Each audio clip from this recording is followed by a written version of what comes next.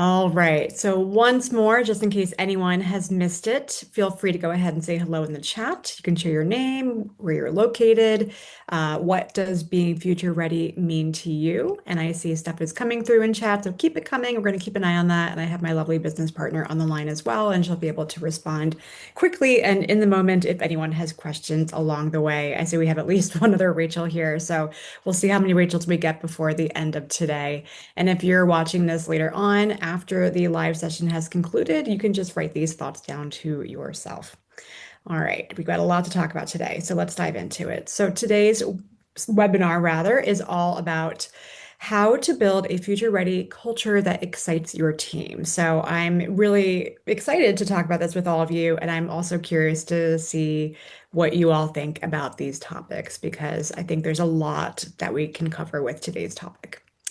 So, for those of you who have been to our webinars, our workshops, consulting, or events before, hello again. Great to see you. For those of you who this is your first webinar, it's great to meet you. My name is Felicia. I am the co-founder of Inclusion Geeks. Our mission is to design a future of work that works for everyone. I'm based out in Western Massachusetts, about an hour and a half, almost 2 hours outside of Boston. I see we have folks dialing in from all over. Some of you are also in the Boston area, some of you are not, which is great. Love to see where everyone is located. And just a little bit about me. I've been doing this work for almost 15 years now. I'm a cat parent and I geek out about all sorts of things, including true crime, local government, ghosts, and more. So I'm really excited to talk about today's topic with you all, just because I think there is so much happening right now, and we're going to get into all of it or as much as we can in an hour. But before we get into the future and what does that mean and how do we think about this from an organizational perspective, I want to quickly talk about how you all can engage with me. So this is a 1 hour webinar. We're going to wrap up right at the top of the hour. I love using chat. That's my preferred way of engaging with you during the bulk of this webinar. So please feel free to go ahead and keep using the chat as you are. Again, if you're watching this later on and this is the recording that you're watching, you can take notes to yourself. You can always send us a follow-up email if you need to. We will have a couple polls popping up later on. I'll guide you through those as we get to them. I also hope to have some time at the end for dedicated Q&A. So if you have questions, feel free to pop them in the chat along the way, but we will hopefully have some time towards the end where you'll be able to unmute yourself and ask questions during the end. So keep those in mind if anything pops up for you along the way. If you need to arrange your own sort of view on the back end, feel free to do so as works best for you. And then once more, I always like to share this. So I am partially deaf and I love using captions because it helps me. And I do have closed captions enabled for today. If that's not something that you need or if it's a distraction, simply go ahead and use your own Zoom tools to hide the closed captions if that's not something you need on your end. All right. So, really briefly, before we dive into future ready culture, I want to just really quickly note that today is Equal Pay Day and Women's History Month here in the US, which is where we are located as an organization. And I did a quick scroll through. I don't think anyone has dialed in yet from outside the US, although we always get a couple people. So, if you are dialed in and you haven't shared hello in chat and you are here from outside the United States, this may not be true for you, which is completely fine. But we are a US based organization. And so this is what's happening here in the US today. I won't get into all the history and details and ins and outs of today's Equal Pay Day and or Women's History Month, but I do want to note really briefly that the theme for this year's Women's History Month is leading the change, women shaping a sustainable future.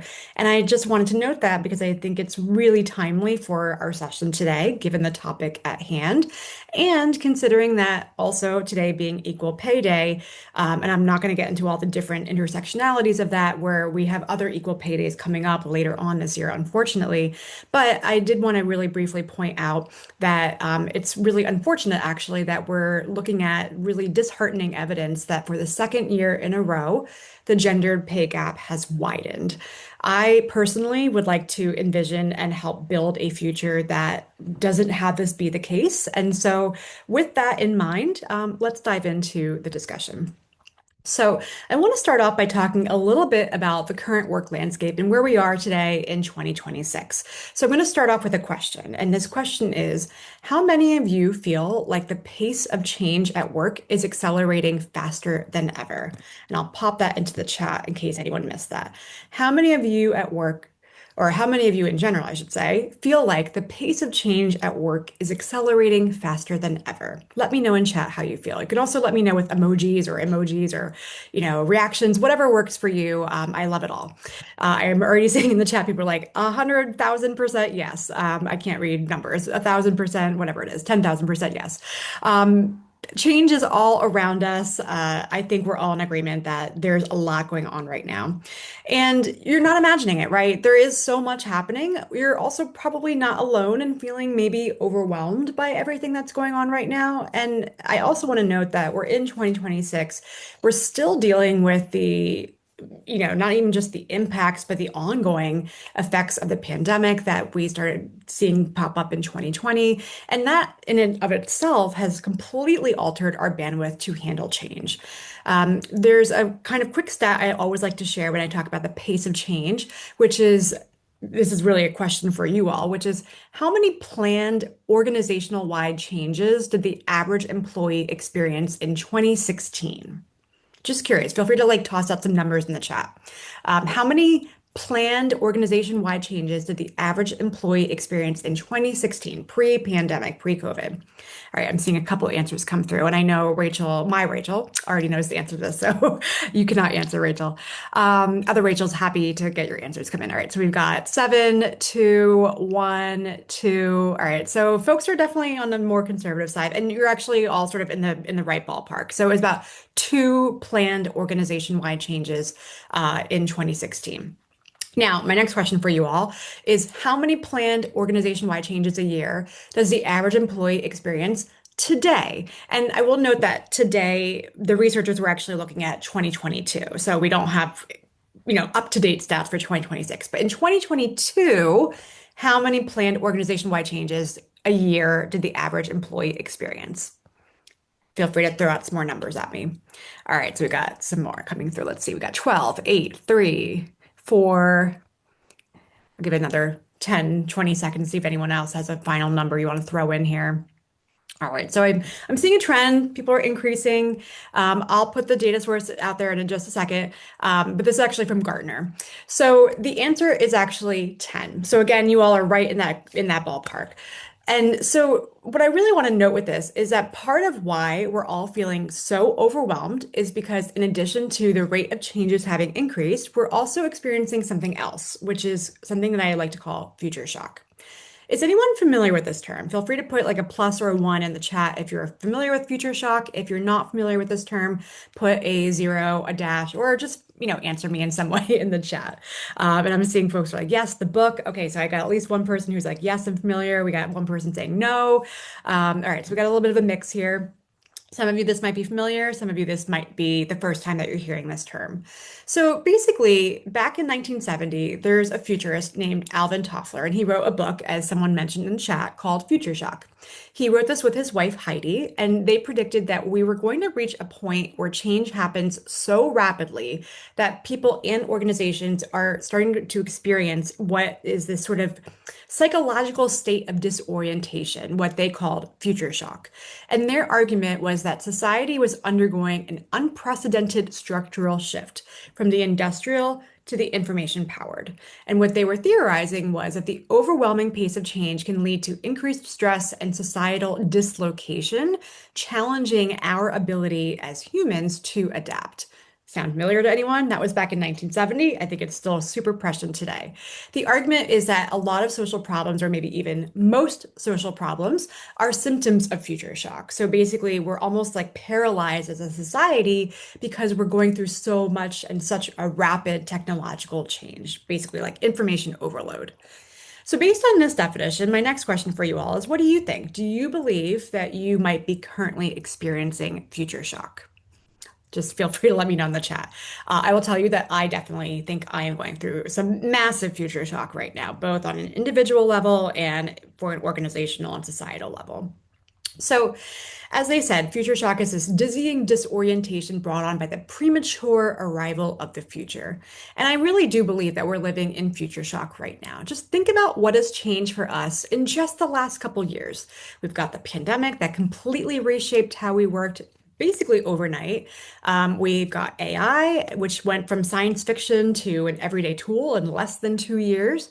We've got climate events that are becoming more and more extreme and are really forcing us to adapt in real time. We're seeing a newer, younger generation, Gen Z, coming into the workforce with completely different expectations and also coming into a very rapidly changing workforce that isn't the same as it was when I, as an elder millennial, came into the workforce and started my work career. We've got social movements and social justice movements that are reshaping what we're expecting from each other and from organizations. We've got geopolitical tensions, which again, that could be a whole other, not even a webinar, a whole, curriculum for a college course, which we don't have time to get into, but there's so much going on right now. And all of that is contributing to this sense of disorientation. And really, what it comes down to is the old ways of working aren't working. They're outdated. And a lot of organizations haven't caught up yet because many organizations are still planning like we're back in 2015, 2016, or even later, or earlier rather, depending on how you look at time. Some organizations are stuck back in like the 1990s, right? We're creating 3 to 5 year strategic plans. We're predicting one future and we're just optimizing for that one future. We're assuming that things will be stable and that we can progress in a linear fashion. But the world is shifting around us on what really seems to be like a daily basis. And on a personal level, we're reacting constantly to emails, crises, demands, major things happening inside our organizations, outside our organizations on an individual level. And we're really in this kind of like survival mode, not an imagination mode. So before we start talking about future ready culture and the future and all that stuff, I want to talk about what's actually happening. And I put some of these things up on the slide here on the right-hand side. So I won't go through all of these, but these are just a couple of things additionally to what I've already touched on that we're seeing impact our working world right now. We're seeing mass layoffs while the stock market basically is high, although that's changing hour by hour. We're seeing these return to office mandates. And then actually, even in just the last week or two, we're seeing, oh, actually, never mind, stay home so you can preserve gas and oil, right? We're seeing the wealth gap widening. We're seeing all of these different changes going on. And this is by far not at all a complete list, just a couple minor things that we've been seeing and what we've been noticing here at Inclusion Geeks. If you've been noticing other things that aren't encompassed in this list, feel free to add that into the chat or jot it down or note it to yourself. Because again, this is not a fully complete list, just sort of a sprinkling of what is happening right now. So, what I want to know for you, and this is just a question that you can think about to yourself, or if you have some answers or thoughts, feel free to pop it into the chat. But I am curious if you have any thoughts on your own for those of you who are here right now. What changes, backsliding, or maybe even consolidation of power are you seeing in your workplace or your industry? And if you're not working at an organization right now, or if you're taking a pause or you're looking for work, think about just maybe more generally. What changes, consolidations of power are you seeing in general right now? And as you're thinking about that, what I want to note is that there is a lot going on right now. And what's happening is that we're starting to also question, what does a 3 to 5 year strategic plan, how do we create that when we don't even know what the next month is going to bring us? My business partner, Rachel, asked me just a couple days ago, she was like, what's the future of work going to look like next year? And I had such a hard time answering her because I just couldn't think about it in a sense where it feels so unknown, right? There's just so much going on right now. And there's a lot of questions that are kind of swirling around. And these questions can feel paralyzing, but they could also be kind of reframed because a lot of times these questions can open up possibilities for us. Because along with the backslide and along with all these things that are happening that maybe are bad or not great, we're also seeing alternative futures. We're also seeing resistance. We're also seeing creativity really emerge from this time right now. And so, what I want to really talk about for the rest of my time with you today is leaning into the future and not thinking about it from the future as defined by the past, but leaning into a future that's really open to possibility. I'm going to pause really quickly because I do see at least one answer in the chat. So I want to read through.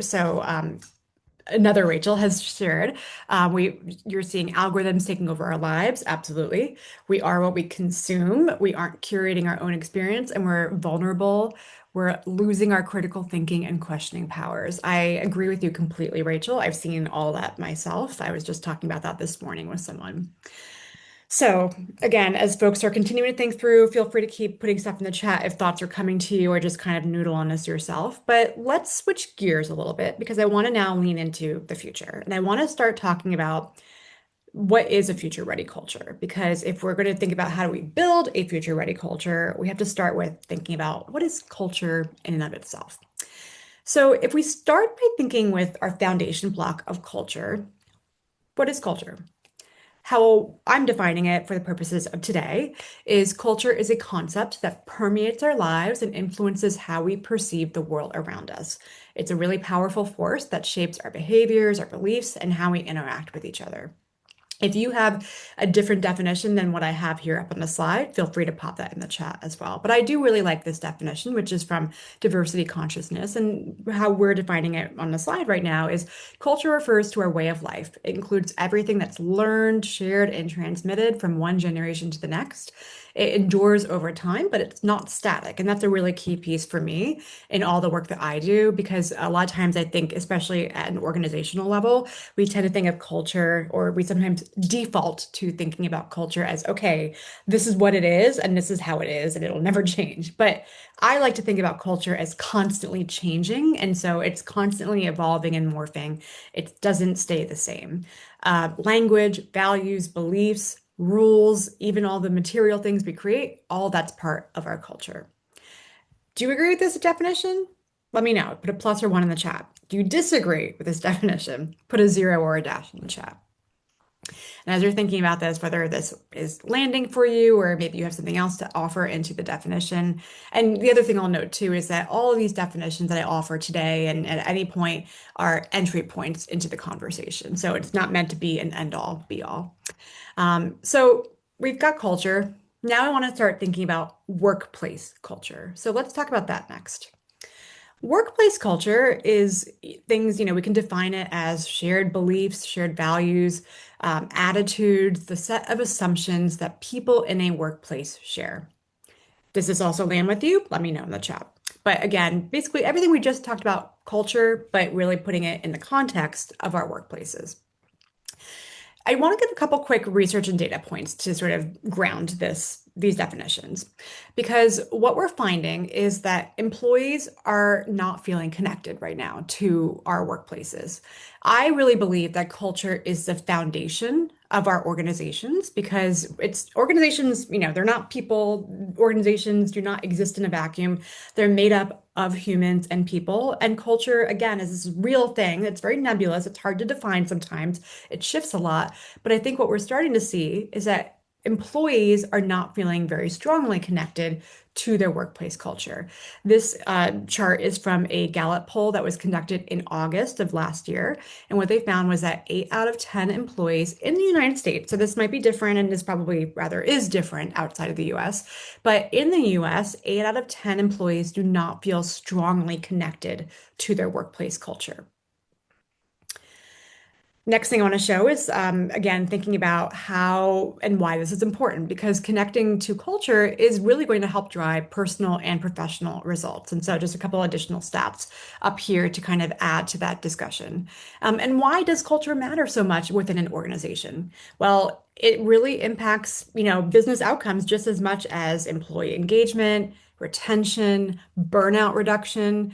And an analysis of data from February 2025 found that employees who strongly agree that they feel connected to their organization's culture are 4.3 times as likely to be engaged at work, 5.3 times as likely to agree that they would recommend their organization as a great place to work, et cetera, et cetera. So this connection is important. And the problem that we're seeing these days is that leadership might feel really closely connected to the culture and the path forward, but a lot of other folks don't. The more connected people feel to work culture, the better they perform, the more satisfied people are going to be internally and externally, higher retention rates, all that stuff that we already know. But this is a really important dynamic that we're starting to see emerge here because we're also, as we've already talked about, experiencing a massive amount of change right now. Again, whether that's AI, climate change, all the things that we talked about already, there is just the matter of the fact is that there's a simple breakdown of trust between employees and employers that is really heightened, especially over the last couple of years. And we are overwhelmed with change, and that's making its way into our cultures, our workplaces, and how we feel about work right now. So, with all of this in mind, I want to shift next to discussing future readiness because it's going to kind of start to tie all this together. So, what is future readiness? Now, I had one or two sort of definitions or thoughts from you in the beginning of this webinar. I particularly like this definition that comes from the Institute for the Future, or IFTF. And how they describe future readiness is it's the state of being fully prepared for the future. Future ready organizations anticipate systemic shifts in their environment and they understand the long term impacts. They're envisioning alternative futures and they're investing in strategic foresight to manifest their preferred futures. Future ready organizations are making sense of change by cultivating what we're calling a futures mindset up and down and across the organization. So it's not just concentrated at the top, it's not driven by folks at the bottom, it's really all across the organization at all different levels. Ultimately, future ready organizations try to avoid being surprised by change, and they're better able to transform valuable foresight into actionable insights by building and maintaining this anticipatory network of resources. So that's kind of how we're thinking about future readiness. How does this land for folks? How is this resonating? Is this resonating for you? Let me know in the chat. Again, as always, if this is like feeling good to you, you can give me a thumbs up, a +1, or a plus. If you're like, I don't know about this, Felicia, I need to kind of think about this a little bit more, you can give me a dash or a 0 or some other emoji that kind of represents how you're feeling right now. But let me know how this is landing for you right now, because this is the definition that we're going to take and then go next into, you might have guessed it, what is future ready culture? So let's move into that definition next. So, with all of what we talked about already so far in mind, future ready culture is an organizational mindset and a set of practices that enables a company or a group or an organization or whatever kind of grouping you want to think about to continuously adapt, innovate, and thrive amid rapid change, which we've already agreed that's the state of being that we're in right now. As opposed to just react to disruption after it happens, we're really sort of anticipating and we're being really nimble and flexible beforehand and in the moment. A future ready culture doesn't just survive disruption, it really is riding the waves of change and it's pivoting to try to be part of what's coming next, no matter what that might be. There's a couple key characteristics of future ready culture that I want to talk through. And we're going to go through all of these, but if you have other things that come up in your mind along the way, let me know in chat. Because again, as always, these are just sort of entry points into thinking about this. So the first thing I want to talk about is adaptability. So really we're thinking about how can we adapt as organizations as opposed to getting stuck in our sort of rigid mind frame. And this is where we're really thinking about, okay, are we stuck back in 1995 or 2005 or 2015 or 2020 even? Or are we really pivoting and are we able to sort of adjust to what is happening right now? Teams and organizations that are able to embrace change as a constant, as opposed to change as a sort of unique thing that's happening randomly and unexpectedly, are able to flex and adjust as things are, adjusting in the larger society around us. So again, I think about adaptability. Really, again, we're in March 2026. Think about 6 years ago in March 2020. What was happening at that point? A lot of us, really all organizations, were having to adapt very, very quickly. And some organizations were able to adapt better than others because of this future readiness that we're talking about, right? So thinking about that, I think helps sort of put this into context a little bit. Next thing is continuous learning. So this is where we're really seeing that employees, individuals, teams, et cetera, are encouraged to upskill. You're encouraged to experiment. You're encouraged to learn from failure. You're not just stuck into this is the way that we do things. This is the way that we've always done things. This is the way that we always will do things. Now, this is where, again, depending on what industry you're in, you may be more able to lean into some of this work than in other industries. But really think about this from the standpoint of knowledge sharing. We're thinking about learning and being curious and gaining knowledge as a fundamental value to how we work, as opposed to an add-on or a nice to have. This kind of leads us to psychological safety as our next characteristic. And this is where people feel safe raising concerns, proposing maybe an unconventional idea, or admitting a mistake. And all of this is really essential for honest feedback loops and innovation. If we don't have a psychologically safe workplace, then we are not giving our employees, or really sort of the people who make up the stakeholder groups, whatever that might look like for you, we're not allowing for the possibility of different ideas. And when we're thinking about innovation and being future ready and considering different options, that's the kind of environment that we need in order to allow these ideas to really bubble to the surface. Because you can have an employee or a team that has an amazing idea that really is going to lean into a different version of the future that might be really relevant for you in the future. But if they're not psychologically safe, if there isn't that sort of way or processes baked in to help bring forth those ideas, they're never going to make it to a place where it can actually go into a strategic planning mode. Next, we have distributed decision making. So rather than bottlenecking decisions at the top level, this is where we're looking at authority being pushed out to those closest to the work, which helps us have a faster response time. Again, this is going to really depend on your organization and what things look like for you, and what kind of industry you work in. But thinking about how are decisions made, and is it just within like maybe one or two people or a small team of people, or are we bringing in different data inputs from other parts of the company? Values alignment, purpose alignment, this is where we really see a shared purpose, shared values helps keep our people oriented when the external conditions are shifting dramatically. And that also helps reduce the need for a top-down direction. So again, I really am thinking about 2020 a lot right now, but thinking about those organizations where, there was so much happening and so much changing, but everyone was on the same page because we knew that we were still aligned in terms of what our purpose and what our values were, allowed certain organizations to shift better and more easily and with less pain than other organizations.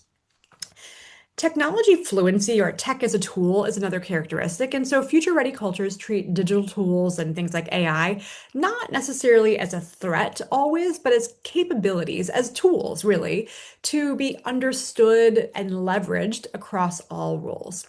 And finally, diversity, having many voices in the room, many voices in the conversation. We want to have a variety of perspectives because a homogenous group of folks is going to produce homogenous thinking. And that's going to tend to produce sort of alternatives or strategies, or thinking that leaves things out because we don't have all of the perspectives in that conversation. And it's not just about having a good mix of people and voices in the room. It's again going back to things like psychological safety. Are those folks safe enough to actually speak up and contribute? And do those contributions get heard by those who have power? This is why, it's really about all of this goes into culture building. So these are some key characteristics, but all of this really kind of feeds into how we're thinking about our future ready culture. So before we move on, I want to take a quick temperature check with you all. This is going to lead us to our first poll. So looking at these 7 different characteristics, what I want to know is, where does your organization stand? Now, if you are not currently working within an organization, just think about this as, where do you stand right now? So First poll, and this is a Slido. So if you are familiar with Slido, go ahead and get into the poll and start, answering the questions. Let me know. If this is your first time engaging with Slido, I'll talk us through it really briefly. So you can grab a phone or other similar device that will allow you to get that QR code. If that's not available or accessible to you right now, you can also go directly to slido.com and use that code 6270024, and this poll hopefully should pop up for you. And if you're watching this later on and this poll is not active anymore, you can just go ahead and answer these questions to yourself. You can pause the recording for a brief second. So the poll is, which of these 7 key characteristics do you feel your organization does best? Adaptability, continuous learning, psychological safety, distributed decisions, tech as a tool, diversity, none, or all? And if there's some other answer that is not represented here, you can always share it in chat publicly or privately. So I'll give this a little bit of time. I see at least a couple people are in here. I want to give you all time to make sure we have everyone voting who wants to vote, and then we'll take a look at the answers. For those of you who have already voted, thank you so much. You can start thinking about the next poll that's going to come up, which is going to be the opposite of this as a sneak preview. But I see some folks are in here, so we'll give it another like 30 seconds to a minute just to give you all time to share, and then we'll take a look and see what we've got here.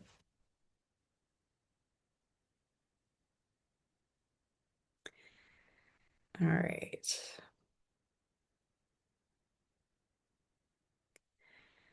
All right, give about 10 seconds more to give anyone else a final chance to give me your vote. And as always, if this is not working for you, because technology sometimes just doesn't work well for us, you can always share in the chat if you need to. Okay, so I'm seeing the top answer at this point is none. We do none of these well, and that's real, right? That's why I put that in as an option because sometimes it's just that's the reality, right? We got none as our top answer. We got a couple votes for adaptability, psychological safety, values alignment, tech as a tool, and then we don't have votes for continuous learning, distributed decision making, or diversity, or all. So this is interesting to me because I think, again, this speaks to the fact that a lot of cultures, a lot of organizations, rather, I should say, I don't think are really thinking about being future ready because a lot of times it's natural, right? We tend to be reactive, and I think a lot of organizations, even with all the change that we've experienced, and maybe because of all the change that we've experienced over the last several years, especially, are still in this reactive mode. So there's just so much happening. So it can be really hard to carve out time to actually think about how do we anticipate as opposed to just continuously react to the next, thing that's coming our way when we wake up in the morning, right? So I'm not fully surprised to see this, but I think it makes sense. So let's kind of do the next flip side of this now. Same poll, same QR code, same codes all work. The poll is just flipped now. So which of these 7 key characteristics represents the biggest gap for your organization? Same exact answers. And then as always, we also have none and all. So I'm interested to see how your answers shift from the previous poll to this one. So I'll give you some time to go in and answer these and let's see what we come up with.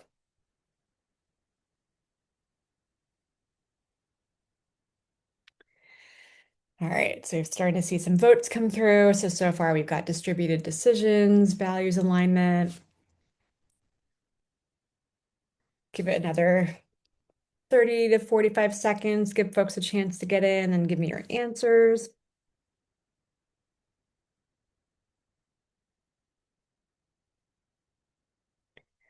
All right.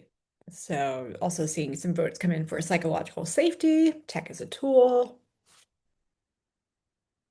What I'm finding interesting so far is that with the previous answer to the poll being none, I'm actually not seeing all as an answer right now, which I kind of was thinking I might get at least one vote for all. But and the way this poll is set up, you all can actually choose more than one option. So what we're seeing at this point, and if there is anyone else out there who's still sort of like thinking about it and you want to still vote, feel free to go ahead. I'll leave this up for a little bit longer. But we're seeing the top two right now are distributed decisions and values alignment, followed by psychological safety and tech as a tool. And then someone was like, I hear you, Felicia. I've got a vote for all. And I think, what I'm sort of seeing with these answers right now, just kind of processing in the moment, is that the top two answers that we're seeing pop up here, the decision making and values alignment, It's interesting because they're kind of in two different categories the way I think about it. Because I think decision making tends to be a bit easier for organizations to think about because you can really map that out pretty clearly, right? You can say, okay, how do decisions get made? This person does this, this team does that. You can sort of map it out. I'm sure a lot of you have this in your mind already.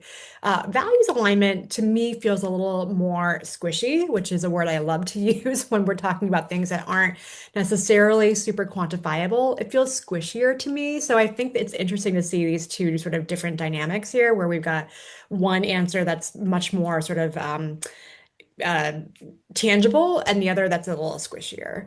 But, again, I'm not surprised by some of these answers because I think that, again, this is going to be unique for each of you. So there is no right answer. There is no wrong answer here, but just a good sort of pulse point for us to think about where your organization, where your team is right now when it comes to being future ready. All right. So, with this in mind, let's kind of move on. We have defined what a future ready culture looks like. We've named the characteristics that make it possible. We've sort of done a quick pulse point and thought about where our organizations or where we land right now within all of that definitions. Now I want to talk about how do we build this in, because that's really the next step for what we're talking about. So, when we're thinking about building future readiness, my viewpoint is that organizations need to really succeed, or at the very minimum, think about three essential capabilities. First one is detection. So we need to detect changes on the horizon that might pose a threat or an opportunity. You can do this in a lot of different ways. If your team or your organization, or if you really like things like a SWOT analysis, that's where the threat and opportunity comes in, right? This can be done just by brainstorming. There's a lot of different ways you can think about detection, but this is where you're really thinking about what's coming up ahead, whether you can definitively define it and list it out, or if you're like, there will be change. I don't even know what it is, but I know there will be change. And you know that there's going to be things coming up for you. So detection is the first key sort of essential capability and capacity that we're talking about.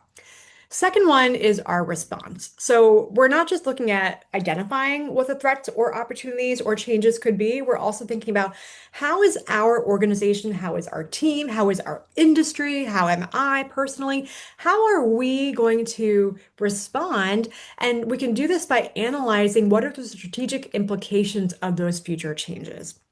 So we really need step one to get to step two.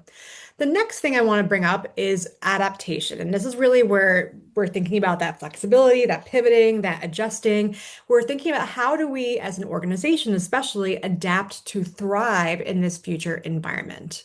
So these are the three key capabilities that I think organizations need in order to start thinking about building future readiness in and of itself, let alone a future ready culture. And I'm going to talk more about that culture piece in just a minute.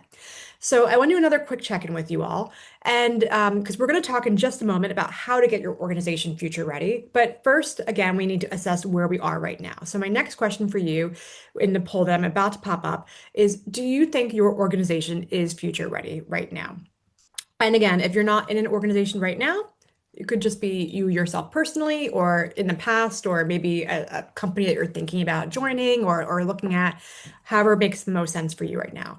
So the poll is your organization future ready? And your answer options are: we resist change, we react to change, but we're often surprised, we anticipate the future, but we don't really think about foresight or the future strategically, we're ready for the future. We employ strategic foresight as a key organizational capability. Or you could say, I don't currently work for an organization, which is a completely valid answer as well, too. So take some time, get into the poll. It's the same code as before, same QR code as before. And take some time and think about this and let me know where you think you are. And if you don't want to vote and you just want to think about this to yourself, that is always an option as well, too.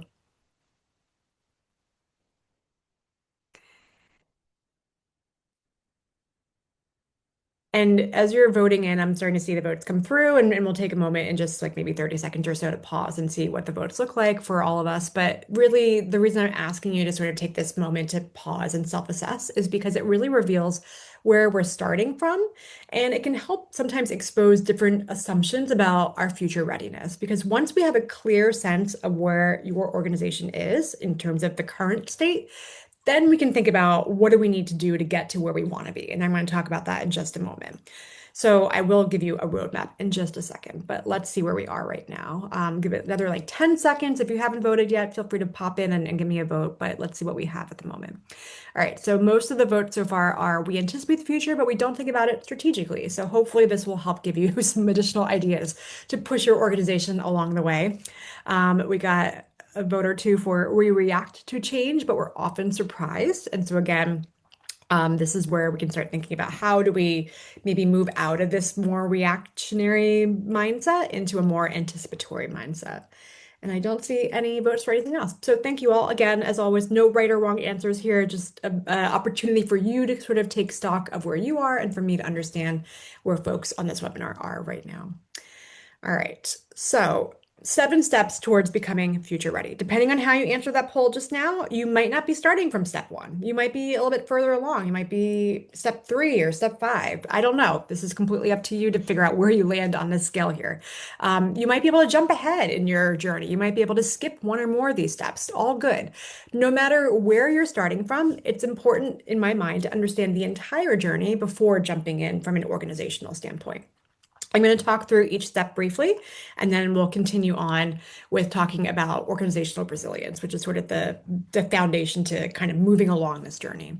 So step 1 in terms of this journey is preparation. We want to assess what your level of future readiness is. Good news, we kind of just did this together in this webinar. So we already checked off step 1, no matter if you were there already or if this is your first time thinking about this. Other questions you can ask yourself in this step include things like, where does strategic foresight fit into my organization? Is it your current set of offerings? Is it the organization itself? Is it the people? Is it the way you're talking and thinking about strategy? Is it the systems around you? I don't know those answers, but only you can answer those questions. Step 2 is build. And this second step is all about building and training teams that can practice and build strategic foresight together. Because I don't think that foresight, especially strategic foresight, should be the job of just one person or a small group of people or limited to a certain level or tenure. I do think it's the responsibility and the capability for everyone within an organization. And obviously, you need to figure out how does that work together. But this is where you're thinking about building this in and baking it into your organization. Step 3 is the network. And this is all about communication, really. It's about communicating the value of the long-term, future forward thinking throughout your organization. And this is really where that excitement piece that we kind of teased in the title of this webinar can really take off. Because once you're able to communicate out how you're thinking about what's coming next, what you're planning on, what you're doing, how you're prepping people, how you're even thinking about the things you don't understand or you don't know about, that's where you really start to build this level of excitement.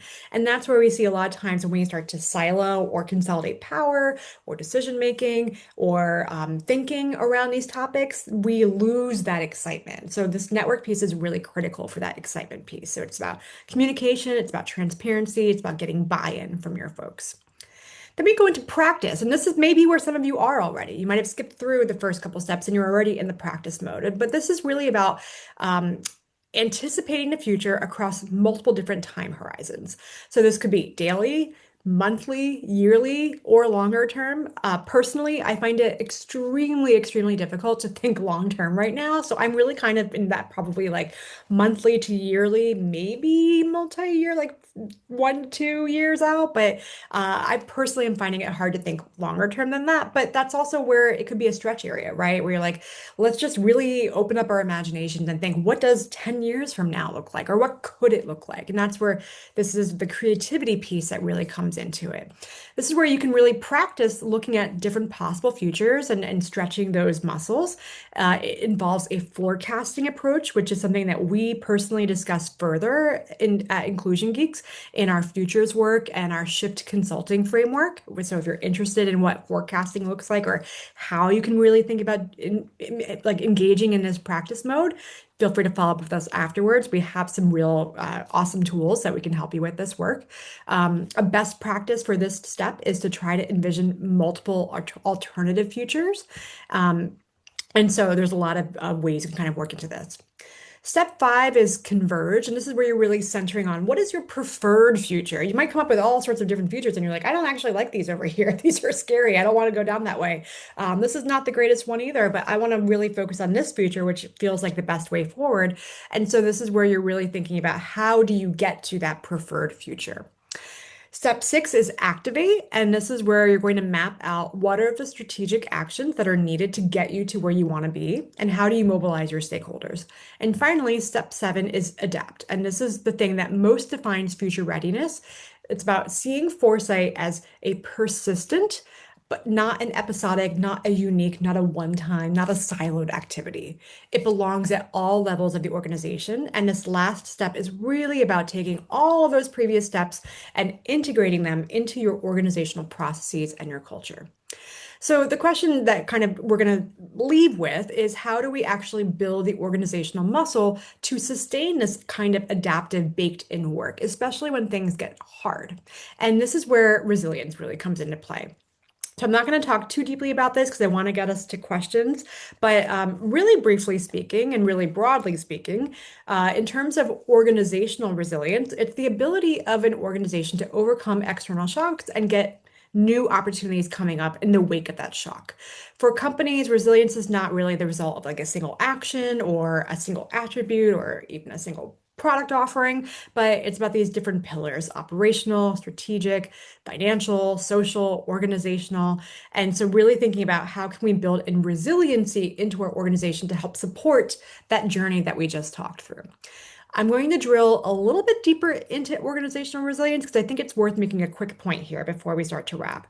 I mentioned, or I don't actually know if I mentioned, I may have mentioned a term, business continuity. And if I didn't, I meant to. That is really a term that for a lot of organizations comes up a lot in this kind of work. Business continuity is all about keeping things moving through a crisis. It's about things like keeping the lights on, maintaining operations. It's necessary, but it's reactive and short term. Organizational resilience is a little bit bigger than that. And this is a definition that I really appreciate from a 2012 Argonne National Laboratory report. And briefly, it's the ability of an entity to anticipate, resist, absorb, respond to, adapt to, recover from a disturbance.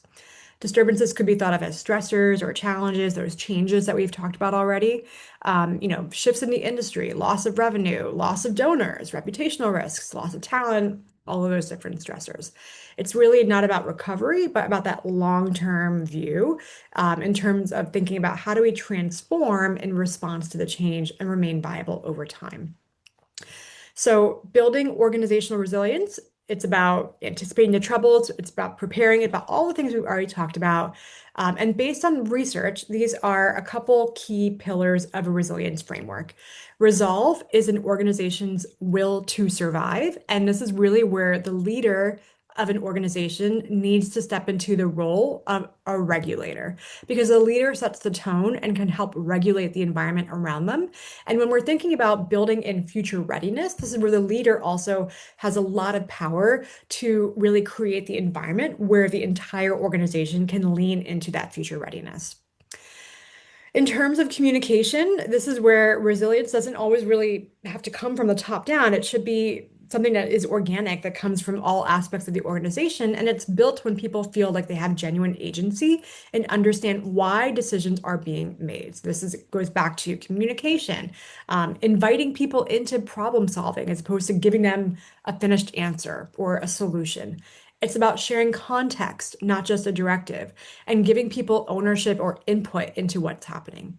And finally, agility. And this is, again, that nimbleness, that flexibility, that ability to pivot, to switch into crisis response mode and then shift into future thinking mode, scenario planning, learning and development, building redundancy, all that goes into this last piece. And finally, all of this needs to be baked in. There's really clear research out there that shows that the most resilient organizations treat resilience as a strategic opportunity and an operational imperative. So it's not just that reactive emergency measure, it's baked into how we work all the time. So I know I've thrown a lot at you in this quick hour. As we start to shift into wrapping up and into questions, what I want to give you is a final reflection. So you can drop this into the chat if you have some thoughts, or you can just kind of take this with you to think on and chew on later. What's one thing that your organization already does that contributes to its future readiness? For some of you, you're like, nothing, which is a valid answer. For others of you, there may be something that you're thinking about already. It doesn't have to be formal, it doesn't have to be fancy, it's just something that's working for you right now. Because if you can identify something that's already working, that's already contributing to this work that we've talked about in this webinar, that's a great starting point or a building point for a lot of you to kind of bring in a bit more of the greater context of what we've discussed. All right. So we have about 9 minutes left, and what I would love to do is either have folks respond to this question, or if you have any questions in general, we can bubble those up right now. Normally, we have some questions that come up in advance through Eventbrite, and we didn't have a ton this time, maybe because feels nebulous to you all, which is totally fine. And if folks need to hop off early, totally fine as well. Thank you for being here as always. We did have one question that came through the Eventbrite, which was around best practices during times of rapid change and growth. And I think a lot of what I've talked about right now kind of answers a bit of that. But in general, and this is really what we kind of lean into and dig into in much greater depth in our futures work that we offer for private clients, is about thinking through how do we move out of reactionary mode and into anticipatory mode, right? So, as a quick example, at Inclusion Geeks, we try to practice this ourselves because, what would we be if we didn't practice what we preach? And so, something that we are always doing within our organization is sort of taking stock. And this is not something that happens once a year or even once a quarter. It's almost like a daily practice, I would say, where we're thinking about, okay, what are we sort of taking in? What's happening around us? What signals are we noticing? That's Rachel's kind of favorite thing to kind of noodle on. What signals are out there that might indicate a way forward or a shift that's coming up or something that's happening in the moment? And how can we prepare, react, think about that in the context of the work that we do? This could be learning a new tool. It could be leaning into a new area that is of interest to you that doesn't really correlate directly with your current product offerings. It could be taking some time to just, carve out some learning for yourself during the week. It could be all sorts of different things. It could be sitting down and coming up with four distinct possible futures within the next year and really doing a thought experiment around what that looks like for you. But I think it's really hard because when we're going through rapid change, we automatically shift into reactionary mode. And in some senses, you have to do that because you have to respond to what is happening right now. And if you haven't planned for it, you got to figure out how to deal with it, right? But at the same time, it's really important to carve out that time to think about, okay, here's what's happening right now, but here's what could be happening in the future. And that's just as important as reacting in the moment. All right. So, with that being said, any other questions coming up for folks at this point? Feel free to use the raise hand feature, or you can put a question in the chat. And if you're just thinking to yourself, this has been a lot, Felicia, I need to really noodle on this, that is completely fine also. What I can do is, because I'm not seeing any questions pop up at the moment, I can start to wrap up a little bit and then we may end a couple minutes early, but I'll be happy to stay on if questions are percolating and you just need a little bit more time to think about it. All right, so to start us wrapping up, this is just I'm not going to talk through this. There's a lot of text on the slide. I realize this. I just want to put this up here as a sort of teaser for our shift consulting framework that I mentioned earlier. So this is an example of some of the work that we do at a much deeper and sort of intense work with clients around thinking about how to get us into this foresight-minded framework and thought processes. So just a quick teaser for you all. If you're interested in this or any of the other futures work that we do, feel free to follow up with us afterwards. We would be more than happy to talk to you about what this looks like and how we can support this kind of work. If you're like, I'd love to do more of this, I just don't really know how, let us know. We have some great things coming up for you. So, in terms of our free monthly webinars, our next webinar is actually a panel discussion. I'm really excited about this. We have some great speakers on board, and it's all about how our ERGs, employee resource groups, adapting to the changes that are happening right now. Things have changed so much for ERGs or BRGs or whatever you term them, affinity groups, and what's going on with them right now? How are they adapting? What does it look like right now? So that panel is coming up on April 29th. You can go ahead and grab that QR code to get access to this and the other things that we've got going on in the future. And Rachel's just popped that into the chat as well if you want the direct link. In May, we are going to do a webinar around building ethical AI into your hiring processes. So if you're someone who's involved in the hiring process, whether you're a recruiter, HR, you're involved in talent, you're a hiring manager, or you're just interested, come to that webinar. We're going to kind of dig into all of what is AI, how is AI impacting hiring right now, because it definitely is. Spoiler alert. And then in June, we're going to talk about how to build a resilient team through psychological safety. So that's kind of like an extension of a little bit of the work that I talked about earlier today, and really digging into the how around psychological safety in particular. And we'll have more to come in Q3, as always. Before you hop off, Rachel's just popped into the chat our feedback survey. So we would love to get your thoughts on this. What did you think about this webinar, this topic? Would you like to learn more? Is there something else that you're interested in? Let us know. We always love to get feedback from you all. And if anyone else is interested, Rachel and I do talk between ourselves quite frequently on all of these topics and more. And one of the things you can do if you want more of us, if you want more of me and my voice in your ears, go ahead and check out our podcast, which is available on all different podcast platforms out there. We have some great speakers. We are constantly talking about this topic, the future of work. So if this is something that you want to dig into further and you're like, I want to learn more, I want to hear what other people are talking about, check out the podcast. There's a lot more there. And yeah, thank you all so much for being here. As always, love to have you here. Love to see your questions, see familiar faces, meet new people. And thank you for attending this webinar. I will stay on for another minute or so if anyone has any final questions, but otherwise, thank you for being here, and I will see you next month, hopefully.